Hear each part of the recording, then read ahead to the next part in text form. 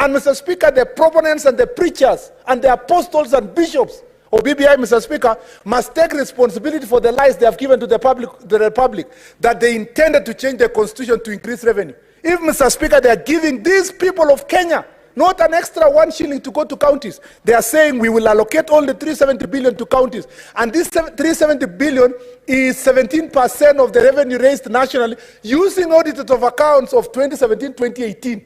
Which, Mr. Speaker, if you apply the auditors accounts of this year, even if it's not audited, as BBI was proposing, Mr. Speaker, we are nowhere close to 15%. Ye preachers, Pharisees, Sadducees, Mr. Speaker, who have been lying to the people of Kenya, we want to tell them, come ye out. Mr. Speaker, come out. Come out and own up to your lies and politics of conmanship. And I thank you, Mr. The party leader of Fort Kenya, a man we surely respect, Senator Wetangula, for really capturing this point of 490 There is another point of order. That 490 billion is not Senator enough. Kajwang. Yes.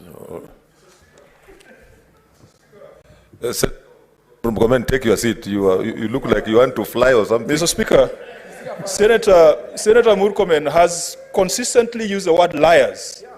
And members of this House cannot be accused of being liars. So I don't expect he was referring to members of this House. He could have been referring to people who are not here. Is it in order for him to accuse persons who are not here of dishonesty, knowing very well that they have no right to defend themselves? Mr. Speaker, I am speaking about the Pharisees and Sadducees, Mr. Speaker.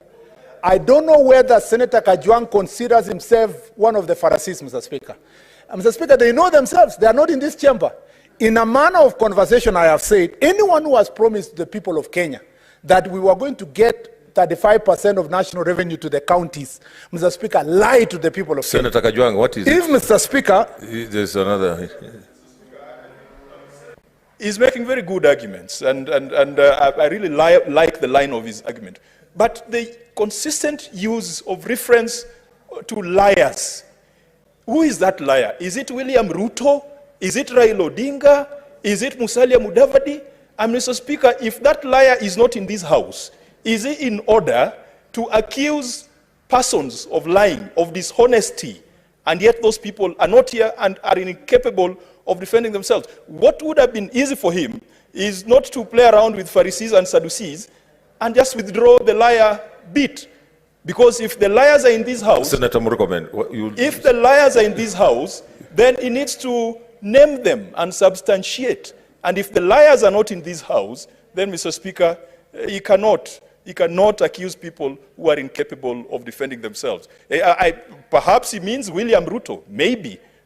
But even if it was William Ruto, it is still not proper for him to call someone who's not in this House a liar without substantiation. Mr. Speaker, the liars are... Senator Kajwang is right to suspect himself, Mr. Speaker, in this thing, and to passionately defend those who lie to the people of Kenya that 35% was going to go to county. Senator Murkomen, but the point I'm trying to make, Mr. Speaker... use your time well, because you have other forums to say these things you are saying. Thank you, Mr. Speaker. So, Mr. Speaker, thank you, Mr. Speaker.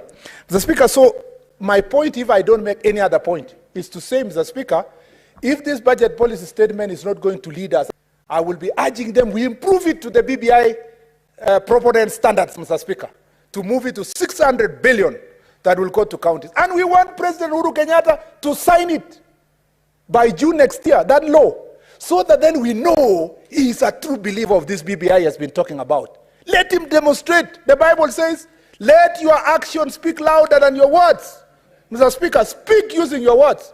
Mr. Speaker, I saw the Speaker of the National Assembly the other day berating and accusing, Mr. Speaker, Mr. Speaker, this House and other people who are not in this House about how, Mr. Speaker, they frustrated devolution to have a lot of money. Let Speaker of National Assembly and members of National Assembly, particularly those who voted for BBI, there were very few of them who voted no.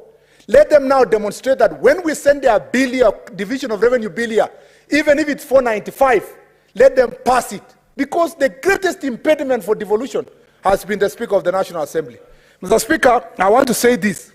Mr. Speaker, I withdraw. I know where you are going. Yes, I know where you are going. Mr. Speaker, I should not discuss the Speaker of the National Assembly. Discuss this. But, Mr. Speaker, the presidential candidates of the DP party, Mr. Speaker, out there, was trying to accuse, Mr. Speaker, this House.